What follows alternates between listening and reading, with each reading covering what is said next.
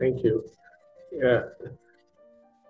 So the topic broadly is professional workplace ethics and sustainability practice.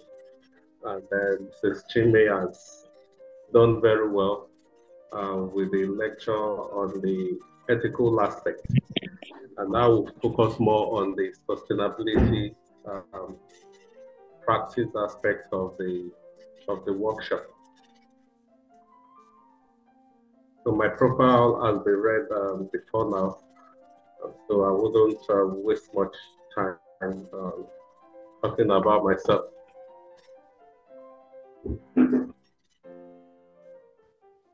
Okay, so when we talk about sustainability practice or sustainability, some people see it as something ambiguous, something very complex. But sustainability should not be this complex or ambiguous as people think. As a matter of fact, humans naturally have been living in the sustainable world before the advent of modernization.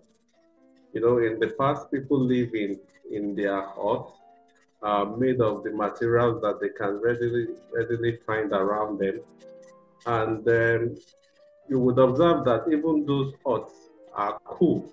So they don't need any sophisticated gadgets such as fan or air conditioning system to cool their homes, because the homes are not naturally cool. So sustainability has been right from the advent of mankind, and the modernization, as a matter of fact, brought about a lot of environmental hazards and degradation. So sustainability is multifaceted. It encompasses the environmental, social, and economic consideration, and it involves the responsible use of resources today without compromising the ability of the future generations to use those resources as well.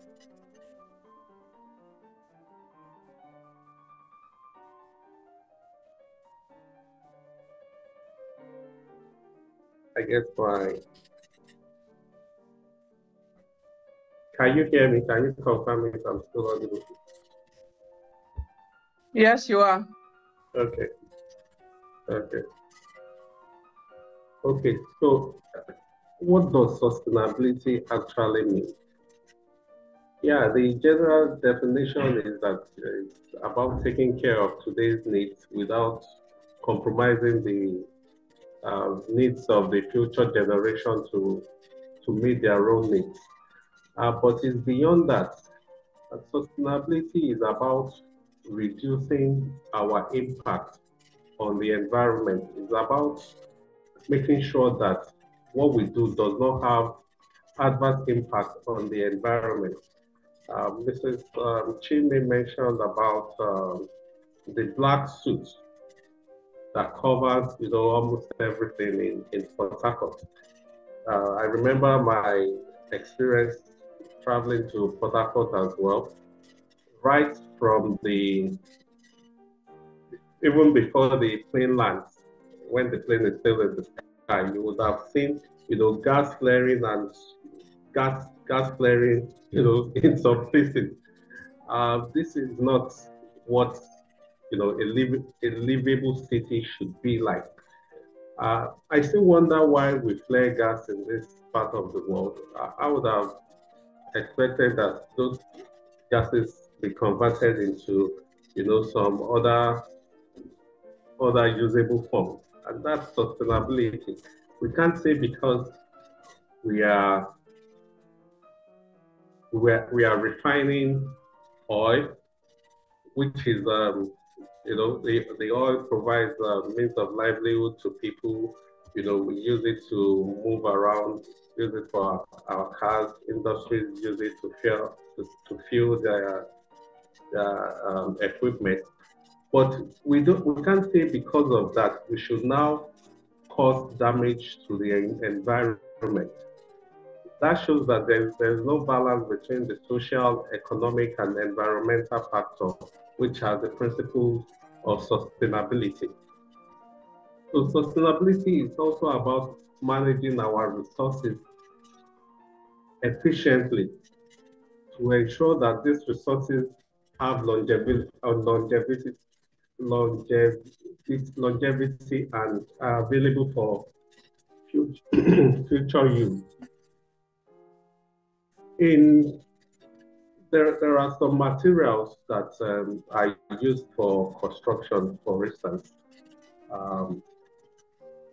And we just, let me give you an example of in Lagos where dredging is a common activity. Sometimes the environmental impact assessment of these dredging activities are not carried out. But you just see people continue to dredge and dredge until, they create another problem that leads to erosion. When they are doing this, they aren't considering the future. They are not considering the future generation. What impact will they have in the future? They are just particular about today, about what they can get from the dredging activities today. So, like I stated earlier, sustainability is about how we balance economic, social, and environmental needs. That is, we have to, when we're thinking about sustainability, we look at the economic aspect. That is, does it provide jobs for the people? We look at the social aspect, that, how can people benefit from it? Does it make them happier? Is the sustainable design, inclusive? And we also look at the environmental needs, the impact. we look at the environmental impacts of the sustainable future that we are considering. So when we are looking at, like I stated, sustainability is a balance between social, environmental, and economic considerations. I call this C, I use C as the acronym. So when you are thinking about sustainability, think about C. Look at the social impact, look at the environmental impact, look at the economic impact. For example, in the design and construction of a road, say Lagos Calabar Expressway, we want to consider how sustainable the construction is. We have to look at the social aspect. That is, when people are driving on the road, for instance, how happy will they be? How happy will these people be? Are there, enough green areas? Is there a place where they can stop to use the toilet? Is there a place where they can park after driving a certain distance for them to relax and then just enjoy nature? So these are some of the social considerations that can be looked at. We also look at the environmental, that is, what is the impact of the road construction on the environment? As the environmental impact assessment being conducted to make sure that the impact on the environment is not too hazardous. Have we looked at the life of how the construction will impact the ocean around the road construction? Have we looked at how the clearing of the bushes will impact the wildlife? So that's for environmental. And economic factor, we look at, how much jobs will this activity provide? How much economic activities will this road construction bring about to the states in which the road traverses?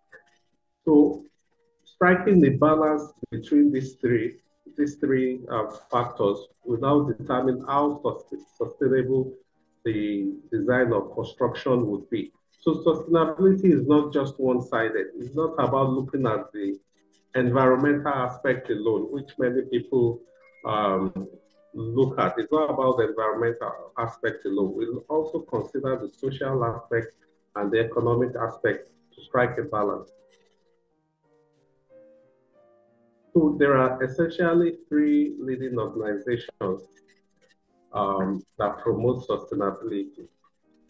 We have the Leadership in Engineering and Environmental Design Lead. We have the Excellence in Design for Greater Efficiency, EDGE. And we have the Building Research Establishment Environmental Assessment Method, BREEF. There have also been some other ones like the Green Building Council. We have the Green Building Council in Nigeria. So these are some of the leading organizations that are providing the required leadership in sustainability.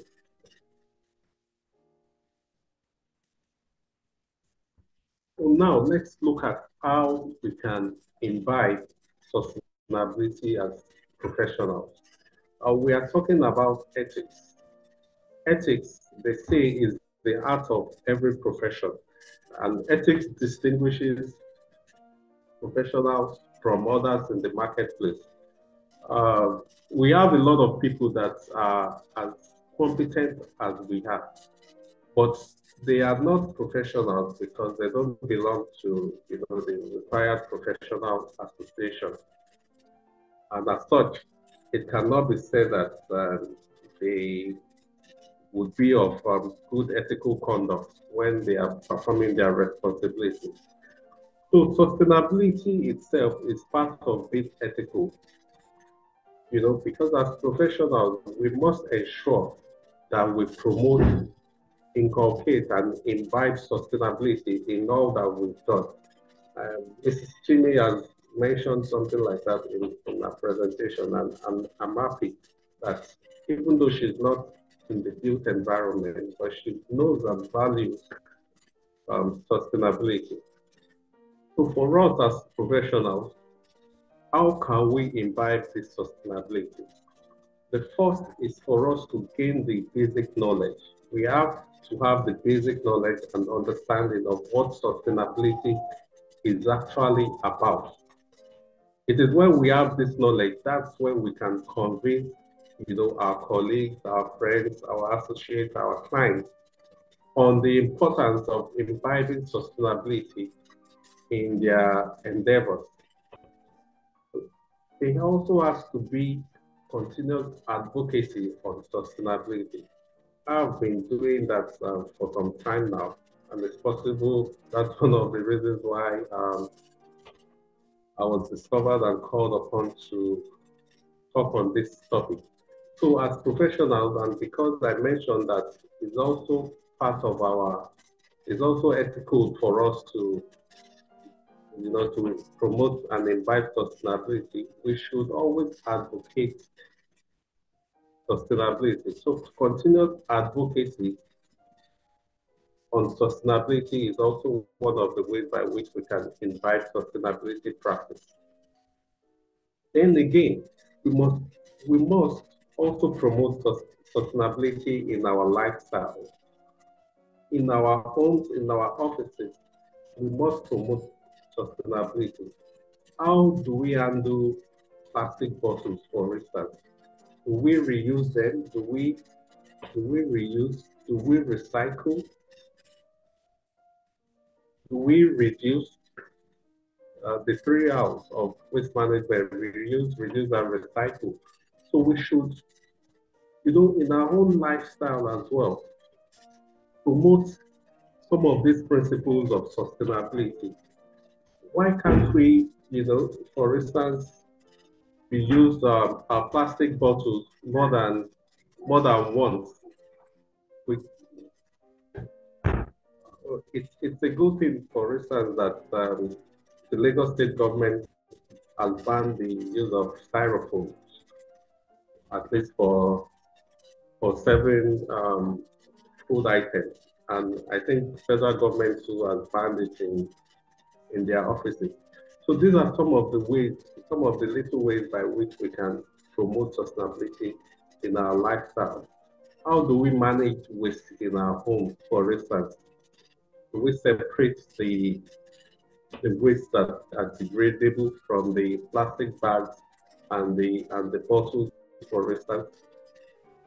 So as much as possible as professionals, we should imbibe the simple sustainability practices so that we are seen as walking the talk, so that we are not just seen as just talking, we are seen as practicing it. Then again, as professionals, we can incorporate sustainable practices ideas on our projects. Sometimes when you introduce these sustainability ideas on your project, some people who are not sustainability conscious might just think that once this one says that we are talking about it, we are talking about waste management, we are talking about plastic or how to recycle content. You know, it sounds funny to them, but we must continue to communicate the benefits of incorporating sustainability on our project, no matter how little these practices can be adopted. Because it's by us doing this continually that people will eventually now want to listen that, okay, this person has been saying this thing over and over again. Can we try it? Can we look at using solar power systems instead of relying on the eco-electricity distribution corporation, for instance? You know, can we look at harvesting rain? Can we look at ways by which we can reduce the wastage of water? Can we look at ways of recycling our waste so that they can generate gas that can be used in cooking? So we have to, you know, think about these ideas at the beginning of every project, and then encourage others to, you know, incorporate it on the project. I know there has always been a lot of resistance, especially in this part of the world.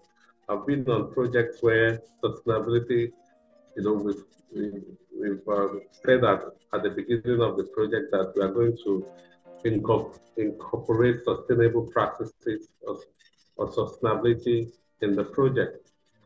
But by the time the designers commence their work, it was business as usual. There was nothing different. There was no, you know, no sustainable ideas, nothing different from the ways they've been doing.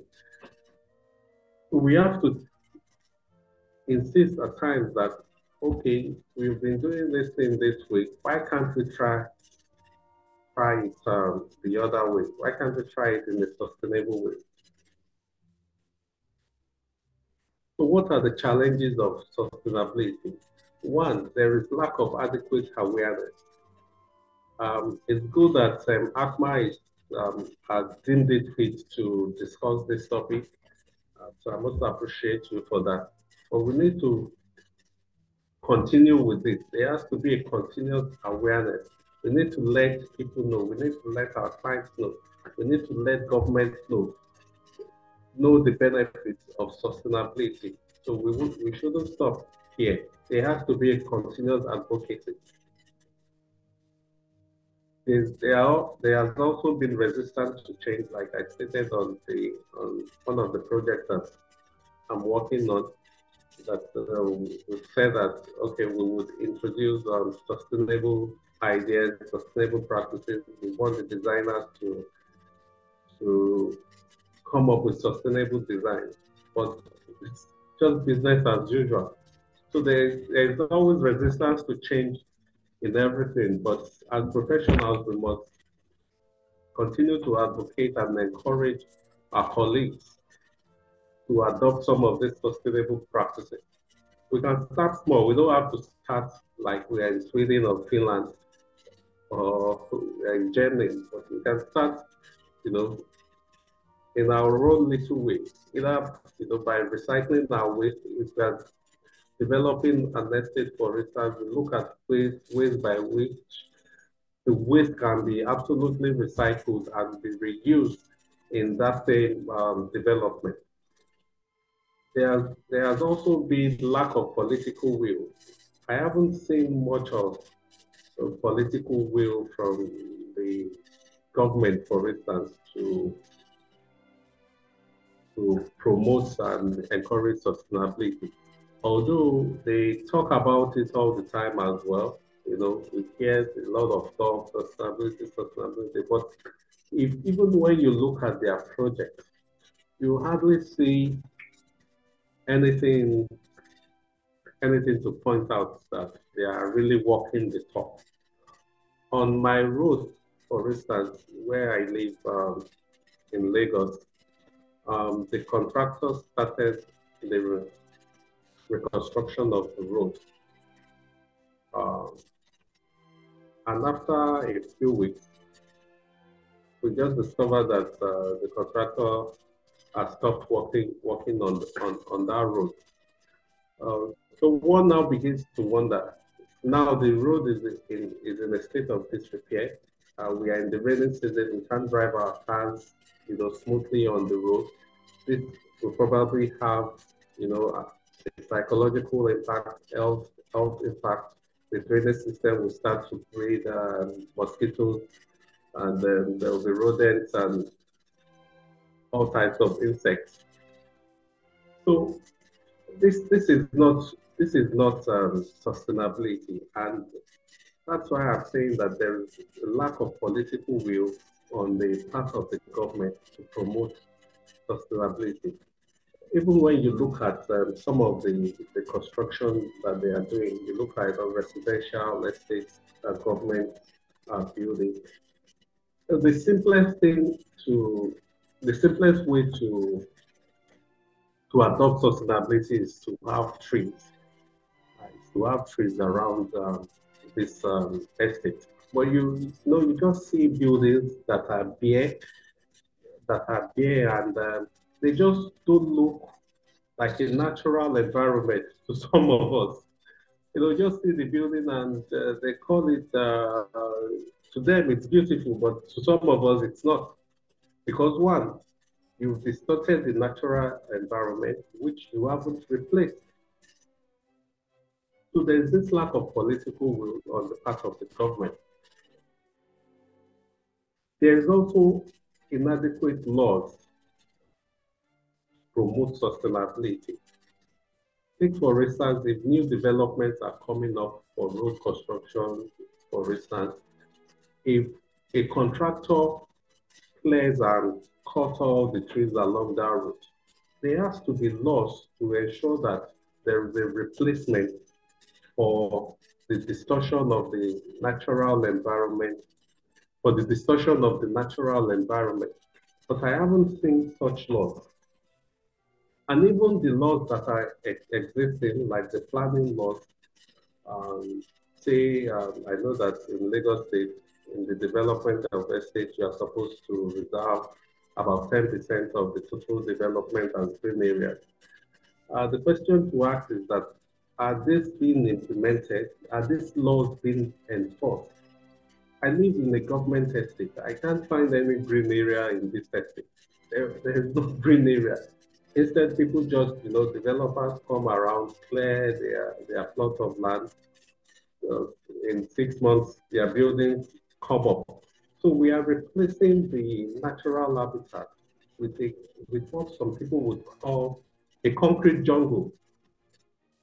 And like I stated when I started the presentation, man was born to live in the natural environment. They are born to live in the natural environment. So when nature is not there in the environment that we are living, it begins to affect a lot of things. And budget constraints too is also a major factor why people are not adopting sustainability.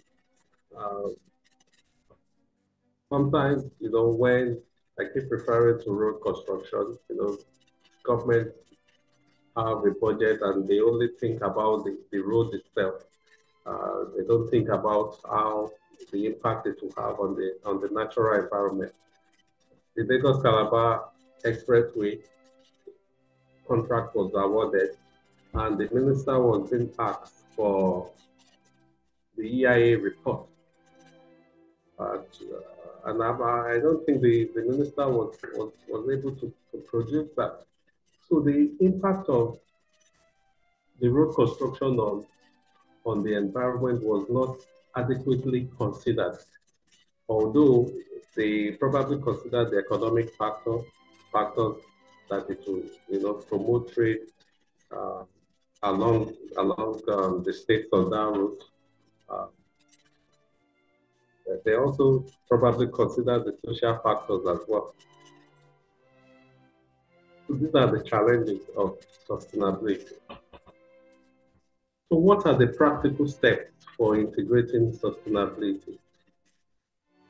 As professionals, we have to be deliberate and conscious in integrating sustainability on our projects. It has to start from us. Otherwise, if we leave it to others, we may not achieve much. So there has to be a deliberate effort in integrating sustainable practices. If it means that you have to give an instruction to your designers that, come, I'm developing this estate and I don't want I want minimal distortion on the environment. If you are going to remove any tree at all, ensure that you plant two, or you don't even destroy the tree, you uproot it and put it somewhere else. Ensure that you engage, the locals on the project and incorporate them in the construction of the project, and also ensure integration of the project when they are completed with the locals. So it's not that you construct, you develop an estate, and at the end of the day, you fence the whole place out, and even the locals cannot have access to, the development that you've done. That's not a good way to promote sustainability, because that means the development is not inclusive. It's a lot. You are trying to segregate them from the from the development, and forgetting that the land originally belongs to them. So there has to be deliberate effort on our part to promote sustainability. We also need to adhere to regulations. There are few laws available, like the town planning laws that I stated in Lagos, where 10% of the total area of land for the development has to be allocated as green areas. So if we enforce and ensure that these laws or regulations are adhered to, we are promoting sustainability in our own little way. We can also reuse and repurpose. For example, we can reuse existing plant trees and use the materials that are found around. We don't have to. We should limit the way we import some materials, whether from outside the country or outside the locality where the construction is, where our activities are ongoing. We should look at ways by which we can incorporate the materials around so as to limit, the effect of carbon emission due to transportation of materials from a long distance. And when we use the materials that are around us, we are also providing economic activities for the people in that locality. If we look at the architecture of the 70s and 80s, for instance, you would see that they used many of the local materials, like the stones. They use a lot of stones. They even use it as a decorative feature on the building. But now, unfortunately, we just want to import everything from China, from Italy, from Spain. It shouldn't be like that, because when we import, we are providing more of those economic means for the people over there, and only little will come to us here in Nigeria. So we should look at ways of, using the materials, using the labor that we can find locally. There has been a number of trends in a number of sustainability trends in the built environment. There is the green roof, which is illustrated in the pictures here. The green roof are roofs that allow for green vegetation on top of the building, and they actually look beautiful. So these are some of those things we can also look at in our environment. When we distort the natural environment with our buildings, then we can look at ways of growing these plants on the roofs or the terraces. We can make a conscious effort to have this design. There could be resistance, but when we continually advocate and advise our clients to adopt designs like this, then we will all live in a better society. There's also green concrete. Green concrete does not necessarily mean that the concrete is green, but green concrete means that we reuse some materials like concrete. For example, when a building is demolished, the concrete can still be crushed and be reused to make new concrete. It can be used as an aggregate. Instead of using granite, the concrete can be used as an aggregate. I actually worked on this on my BSc project, where we used recycled aggregate. We used recycled aggregate, that is broken concrete, for casting a beam. And we discovered that the beam was almost as strong as using fresh aggregate. It was almost as strong as using fresh granite. So some of these materials can be reused instead of just using them as landfills. So we can reuse the concrete, we can reuse glass to make concrete, we can use slags to make concrete. There is also bamboo in Thailand. Thailand has used bamboo a lot for their design. And bamboo is seen as a sustainable material because it grows on its own and it grows really fast. So if you see this, looking at this picture, for instance, you will see beautiful designs made with bamboo. So these are some of the things we should try and incorporate on our project. We also have bamboos in Nigeria, and we have some other materials that we can develop as well. So instead of using concrete all the time, you can use some of these materials as well. So energy-saving equipment and devices too can be used, such as LED lighting, high-efficiency HVAC systems, and smart home technology. All of this promotes sustainability in the built environment.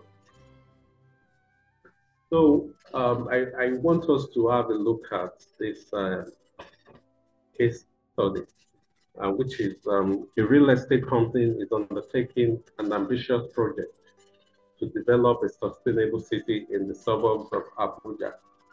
I believe we have a number of us in Abuja. So they aim to incorporate innovative and eco-friendly features to shape the future of urban living. So the question is, what are the sustainable ideas that can be incorporated into the project? I have listed some of those ideas here, and I would like us to also um, put some of the ideas that we have in the chat box. For example, I've looked at the use of renewable energy to power the city. So we can consider the use of solar, wind, or geothermal energy sources to power the city instead of using the conventional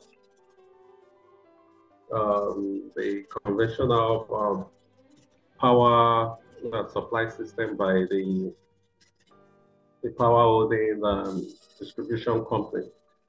So we can look at using wind, for instance, in using wind, using geothermal energy, that's energy from the earth crust, and solar. We have solar in abundance, so we can harness the solar energy and then use it. Although there has also been a lot of debate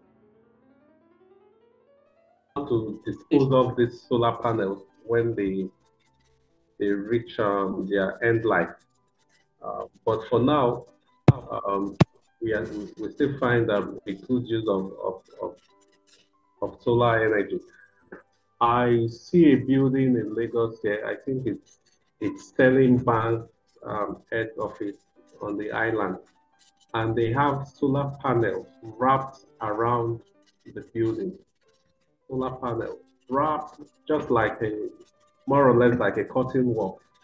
It's very appealing aesthetically, and I'm sure it's also provided, with power supply.